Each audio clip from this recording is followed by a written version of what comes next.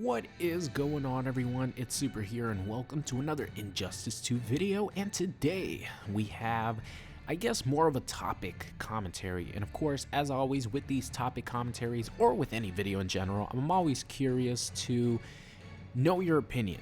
So leave it down in the comment section, specifically talking about this topic that I'm going to talk about, which is abilities in the gear system for Injustice 2. Now, this is, as the Injustice 2 beta went along, this became more of a conversation topic amongst players and amongst, fans of the game, because the gear system, I think, is a fantastic addition to Injustice 2. Just the different ways that you can make your character look and everything about the gear except for the power-ups. To be honest, like the boosted stats, I'm not a fan of at all. I think it just complicates things a little more, and I think it sort of holds back this specific topic that I'm talking about, which is abilities. And abilities in Injustice 2 are something that I think is an amazing idea, because it sort of takes what Mortal Kombat X gave you with the variation system and mixes it in with pieces of gear that change the look of your character, which I think is absolutely genius. When we first heard of the gear system, everyone, including myself, were skeptical at first, because when it comes to something that is going to change the way your character plays, there's always like a quote-unquote pay to win that comes to mind. So for example, I played the Call of Duty franchise for many years, and they started doing these supply drops in Advanced Warfare where they would add guns that you can only get from supply drops. That turned games like that into pay to win. The more supply drops you buy, the more chances you get to getting a specific gun. So that's what the first thought came to our minds when we heard about the gear system, having these loot drops for gear and having those things change your stats and character stats and power you up, give you more defense.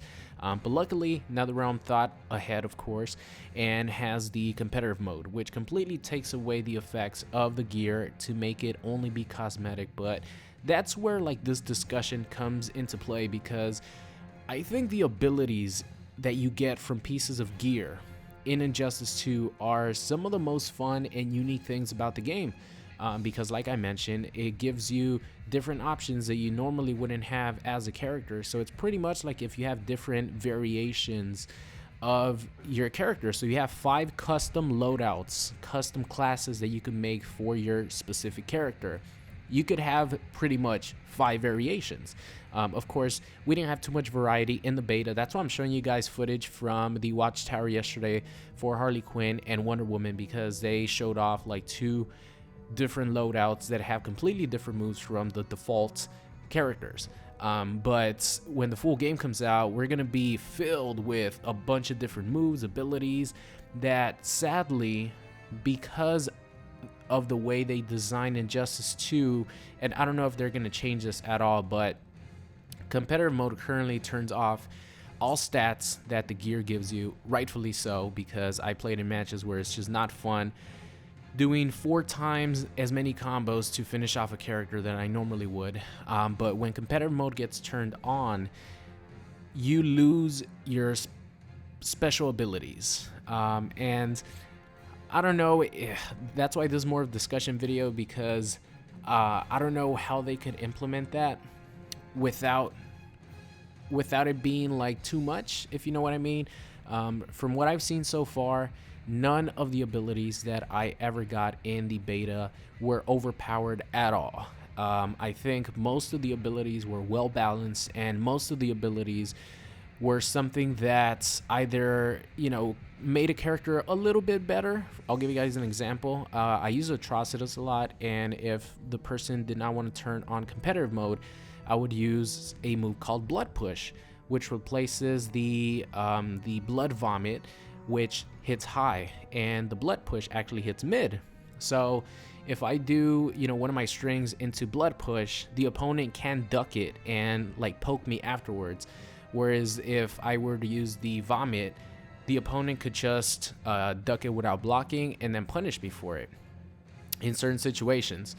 So this is another example right here. I thought this was a really funny like ability that you get with Wonder Woman. That walk looks so hilarious. I was watching this Watchtower live stream live, and everyone in the comments lost it when we saw this. It was absolutely crazy. It looks really funny, but it just shows you like the different types of abilities that you're going to be able to get, changing the way your character plays. And you guys have been seeing throughout these pieces of gameplay the differences in Harley Quinn and Wonder Woman. So for example, the clip that just passed before the armor walk was Wonder Woman gets an ability where she gets a slide, like a mid-screen slide that extends her combos.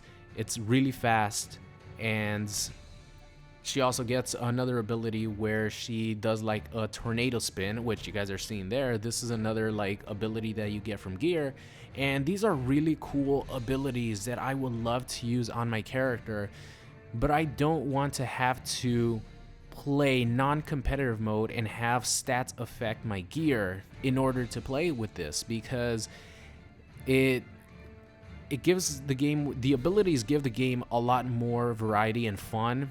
But to me, if they don't like maybe activate the abilities in competitive mode and allow you to sort of choose your variation, like that was their whole promotion of the game. You're able to create your own version of Superman, your own version of Batman. But with competitive mode and the way the gear is at the moment, linking abilities and stats with the gear in one combination, I don't want to play with a character that I have, or with a character that my opponent has that has 3,000 defense to my 1,500 offense, or in some cases with Supergirl 1,100 offense. So I have to do 6 times as many combos to finish it off, just to play with a couple extra abilities that I get. I definitely don't think that is that's something fun and worth it just to use abilities. So I guess my discussion in this video is, do you guys think that NetherRealm should allow abilities to be used in competitive mode? Take away all the stat gains, take away the 3,000 defense that people could get, 3,000 attack. If you guys remember one of my videos during the beta for Injustice 2, I was playing a Black Canary who was doing, I remember he grabbed me, and the grab did 25% because he had a 3,000 attack Black Canary because of the gear he had on. A regular standing 2-3, which is a 3 hitting string, was doing 32%. A normal string not canceled into any attack, 32%. So of course I guess what I want as a player is to, of course this is all casual talk, right? So in tournaments and stuff, they could have different rules, but I'm just more talking casually online and maybe even in ranked. I want to be able to play with my new abilities that I unlock for these specific characters without having to play with the boosted stats for the gear, if that makes sense to you guys. Like, do you guys think that NetherRealm should separate the abilities from the boosted stats? Because I think if they do that, and in competitive mode you could actually pick your 2 abilities or your 1 ability that takes both slots without the gear actually affecting your character's attack, defense, ability, health, all that stuff. That would make Injustice 2 so much more fun, and it would give the game so much more variety on a casual level. Because when I hop online, if we play competitive mode, no matter how different you can make your Harley Quinn look from mine, we're both going to play the same. And it's going to be the same gameplay, the same moves, unless we play with competitive mode turned off. But then once we do that, you might have 3,000 health, 3,000 defense, and I might not have, as good a gear as you do. So I might take 6 more combos, 4 more combos than I normally would to take off one bar of health. And that's something that I don't want. And I definitely think that abilities should be separate and allowed in competitive mode, at least online in a casual environment. There should be, I don't know about the pros, I don't know what they want to do, but just based on the abilities that we've seen so far, I think a lot of these abilities don't break characters. Like, there isn't one ability that I found online that was just shocking, where I was like, oh my god, this is crazy. Like, at first glance, the unblockable super by Superman, where he comes down with a meteor on top of your head and it's unblockable. When I first saw that, I was shocked. I was like, oh my god, I can't believe this shit's unblockable. But when you really think about it, supers in this game do like 30%. The opponent is sacrificing 4 bars of meter to get that 30%, when with 4 bars of meter, Superman could do 80% damage combos. So in reality, it's actually not that, there aren't too many benefits in using that specific ability in super, which takes up 2 slots of your abilities, and replaces your regular super. That's another thing. Abilities in this game sometimes replace the traditional abilities that your character has. So for example, there was a couple clips here where Harley Quinn was throwing her cupcakes on the ground. It was like a low attack. She was throwing her cupcakes on the ground. That replaces the upwards cupcakes that she could throw across the screen, which is a good zoning tool.